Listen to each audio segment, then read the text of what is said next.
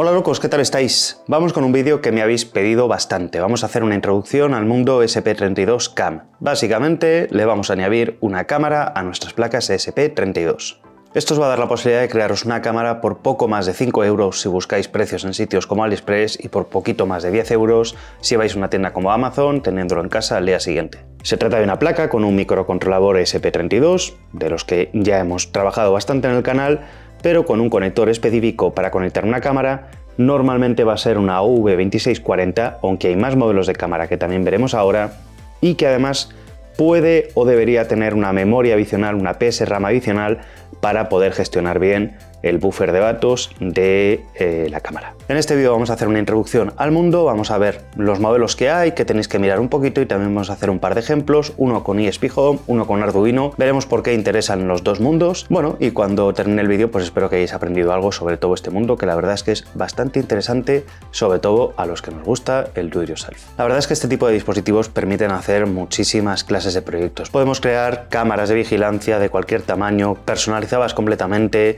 y además si queremos las podemos hacer de un tamaño muy reducido. Podemos hacer reconocimiento de objetos, de personas, de cualquier cosa, incluso de caras en algunos casos. Y además las podemos utilizar como cámaras de detección de presencia para hacer automatizaciones en casa de una forma bastante barata. Eso sí, os tengo que dar un consejo que me parece importante. Como todo lo que hay alrededor de este mundo, esto no es una cámara plug and play, no la vais a comprar, la vais a enchufar y en 5 minutos ya la vais a tener lista para vuestro proyecto. Requiere unas cuantas horas de estudio, requiere hacer pruebas para sacarle el jugo, dado que realmente estamos llevando en cierta parte la potencia del ESP32 a su límite.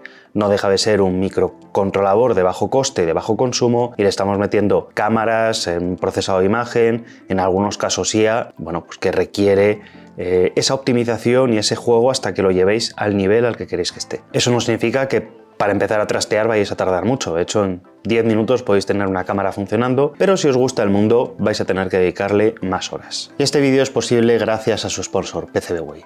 Porque si te gusta la electrónica y quieres hacer tus propias PCBs, o incluso quieres que alguien te pueda hacer el ensamblado, desde $5, PCBWay es una muy buena solución. Subes tus diseños y ellos lo hacen todo, incluso impresiones 3D y prototipado si te hace falta. Tienen un bono, os lo dejo en la descripción, disfrutadlo. Vamos a empezar hablando de los tipos de placas, y como todo lo que hay alrededor del mundo de las placas de desarrollo ESP, hay diseños originales y muchas copias con las que tenéis que tener también cuidado. Yo todo esto lo englobo en 4 tipologías de modelos que son las más extendidas. La primera es la placa de iThinker, que es una placa que básicamente podéis ver por aquí. De hecho, esta no es la original, esto es una copia. Esta es una placa que normalmente vais a encontrar así, ¿vale? Es una placa que lleva por aquí el ESP. Esto es una copia, no es el original de iThinker, que lleva por aquí la cámara. Tiene la ventaja de tener un flash o un diodo para hacer las opciones de flash incorporado, y tiene por aquí memoria PSRAM. Como veréis, esta placa lo que no tiene es un conector USB. Lo bueno es que normalmente los vendedores la envían con una especie de add-on que nos provee la interfaz para USB.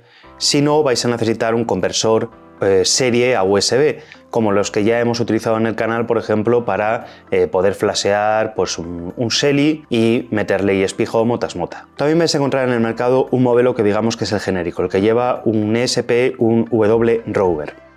Lo podéis ver por aquí. Y quiero que os fijéis algo interesante, que es la diferencia de tamaño de lo que sería el microcontrolador.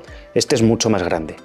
Este lleva la memoria PSRAM incorporada. Esta placa es muy genérica, de hecho tiene el factor de formato, el formato muy parecido a una placa de desarrollo ESP, y lo bueno que tiene es que también tiene puerto USB directamente. Sin embargo, a diferencia de esta, que por ejemplo tiene un puerto, a ver si lo quiero enfocar, un slot para microSD, esta no tiene. Dependiendo del proyecto que queréis hacer, os puede ser más interesante o no. Hay otros dos modelos que no tengo aquí, pero que se parecen bastante. El primero es el ESPI, ESP Ojo, por hacer la traducción, que es diseño y fabricación de Espressif, que es la empresa dueña de los microcontroladores ESP. Es la más oficial, también es la más cara, pero incorpora ciertas cosas como un micrófono que os puede venir bien dependiendo del tipo de proyecto. También os digo que es muy difícil encontrarla en stock actualmente. Y por último, he englobado dos modelos de placas distintos porque son las que menos se suelen utilizar, que son las de los modelos TTGO y M5. Son dos modelos distintos, pero digamos que ambas se utilizan menos, tienen funciones distintas. Por ejemplo, las TTGO suelen llevar un display OLED incorporado, y las M5 se utilizan mucho en robótica, pero tienen un problema, y es que no suelen, o la mayoría de los modelos no suelen tener un chip PSRAM. Yo os voy a explicar rápidamente el concepto de PSRAM. Ya sabemos que los microcontroladores ESP tienen una memoria bastante limitada, es decir, están hechos para tener un coste reducido, un factor reducido, un tamaño reducido. El problema es que cuando queremos meter una cámara, imágenes y sobre todo a partir de cierta resolución, y ya si queremos meter temas de ML, de Machine Learning, de reconocimiento de objetos, la memoria del microcontrolador por defecto no es suficiente. Por lo tanto, si cogéis una placa que no tenga PSRAM, solo vais a poder utilizar la cámara hasta una resolución como límite 800 x 600, y aún así va a ir muy apurada y os puede dar problemas. Así que lo normal es que en el mercado encontréis que todas las placas, o casi todas las placas ESP32CAM,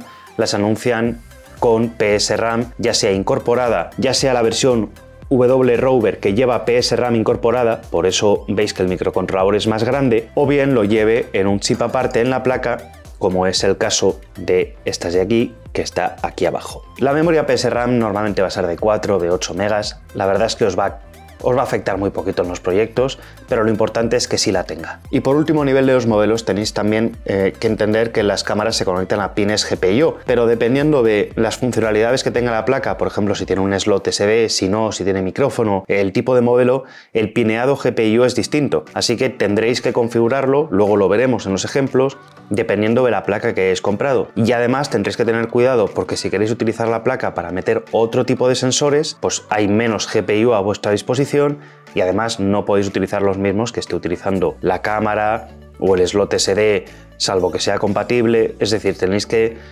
documentaros al respecto. Por eso antes os decía que, bueno, está muy bien para empezar a probar, pero que si queréis hacer proyectos ya os tenéis que documentar y pasar algunas horas de estudio. Tenéis que tener cuidado al comprarlas, porque ya sabéis que sobre todo el mundo de AliExpress está lleno de copias. Y de la misma forma que en las placas ESP32, en las placas de desarrollo, en las 8266, digamos que muy mala tiene que ser la copia para que os dé problemas, aquí, si vais a lo barato, puede ser que no todas os funcionen, puede ser que el chip PSRAM no funcione. De hecho, porque es que justo es el caso, esta que os he enseñado, que es igual que esta, bueno, pues esta la compré a un vendedor en Amazon, me llegaron varias y en ninguna funcionaba el chip PSRAM. De hecho, os lo enseñaré luego, pero se veía que no lo detectaba ni SPHome, ni Arduino, ni nada. En cuanto escribí al vendedor directamente, ni me hicieron ninguna pregunta, me enviaron nuevos paquetes y me llegaron,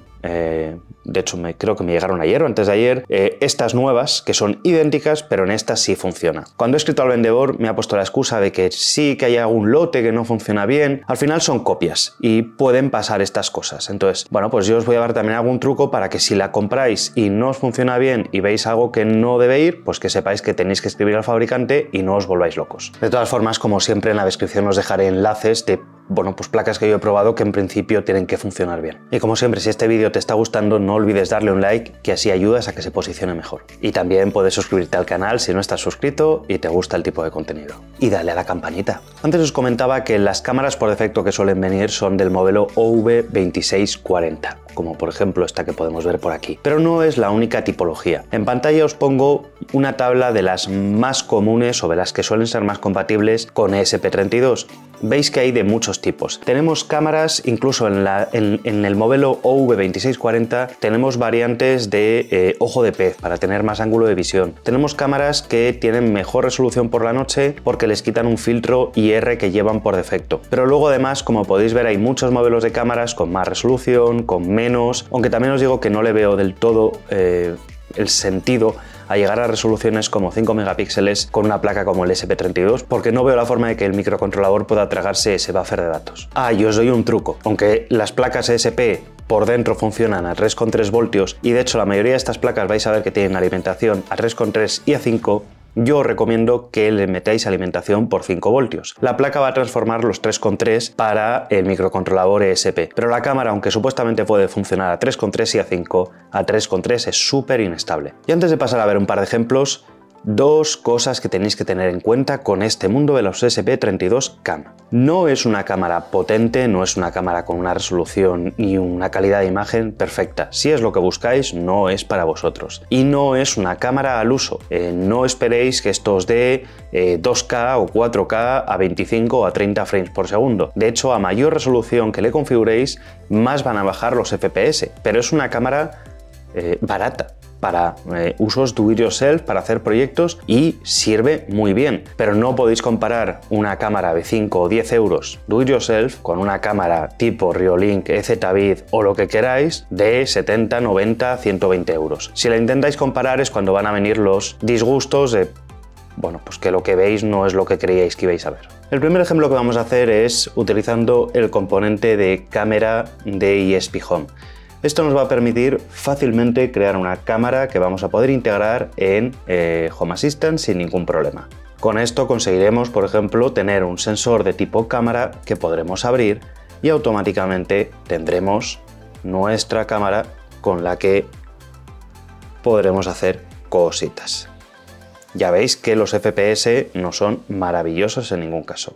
Es importante que sepáis que, igual que ESP Home me encanta, me parece un proyecto maravilloso, les queda mucho trabajo si es que lo quieren hacer a nivel de optimización del componente de cámara.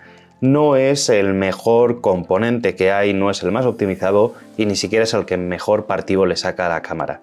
Además, es limitado lo que nos permite hacer, pero es verdad que es muy cómodo si queremos trabajar, porque simplemente vamos a tener que crearnos, como siempre, un nuevo sketch que vamos a cargar, como ya hemos visto muchas veces. Si es la primera vez que estáis viendo un vídeo de ESP Home, os dejo enlazado aquí arriba y en la descripción también un vídeo de introducción a ESP Home. El funcionamiento es muy sencillo y la definición de la cámara solo nos lleva unas pocas líneas en las cuales lo que estamos definiendo son los GPIos donde está enchufada la cámara y poquito más. También vamos a poder definir la resolución.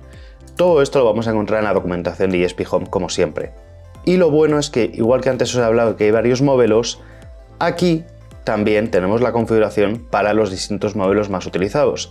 El EyeThinker, la M5, los kit V-Rover estándar como el que os he enseñado, TTGO, es decir, hay varios modelos, directamente también el ESP-I si lo tenéis, con las configuraciones que tenéis que poner. Sí que os doy un consejo, si utilizáis la configuración o la placa W-Rover, tiende a no funcionar con ESP Home. Después de buscarme mucho la vida y mirar muchos foros, he encontrado esto que os dejo que os copiéis si os pasa, y es que tenéis que agregarle esta configuración para que la cámara sea capaz de arrancar y funcionar. Si no, pues os va a dar un fallo cuando arranquéis ESP Home. Lo mismo, la resolución que queréis, poquito más. Con eso ya podríamos cargar la aplicación, el software en el SP32 Cam y automáticamente nos cargaría, nos abriría todo y funcionaría. Antes os he dicho que si veis problemas, lo primero que hagáis si estáis utilizando ESP Home es buscar este parámetro de aquí. Os va a indicar si tiene PSRAM o no. Si aquí os pone que no, os pone Available No, y la placa tiene PSRAM, significa que la placa tiene un problema de fabricación. Escribís directamente al vendedor, le enviáis la foto. Si esto os pone No, el rendimiento va a ser muy malo. Es lo que me pasaba a mí con las que os he dicho que estaban mal. Os va a dar valores. Luego, si os dais cuenta, aquí podéis utilizar, están por aquí arriba, bastantes parámetros de configuración, si tiene que invertir la imagen o no, filtros, la resolución, los FPS. Aquí ya podéis ir jugando.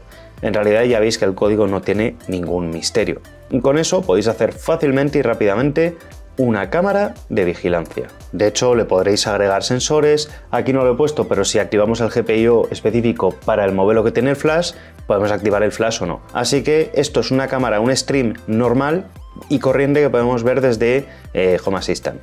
No es un stream RTSP, no tiene la potencia de encoding el SP32. Lo máximo que podemos sacar es un stream MJPG. Por lo tanto, se integra muy bien con Home Assistant, lo podríamos llegar a integrar también con FreeGate o MotionEye, pero hay conversiones de por medio, ¿vale? No las voy a cubrir en el vídeo porque lo haríamos demasiado largo. Vamos a hacer otro ejemplo con Arduino en este caso. Vamos a poner una de las placas de una de los clónicos de iThinker. Una vez que os habéis bajado las definiciones de las placas ESP, todo esto lo tenéis disponible también en Arduino. Vamos a seleccionar la placa, la tenemos seleccionada, y si ahora nos vamos a los ejemplos, vamos a ver que tenemos muchísimos ejemplos interesantes. Entre ellos, dentro de ESP, tenemos ejemplos de cámara. Es decir, podemos hacer un servidor con el que vamos a poder hacer una cámara de streaming, tan sencillo como eso. Es el que tengo abierto aquí.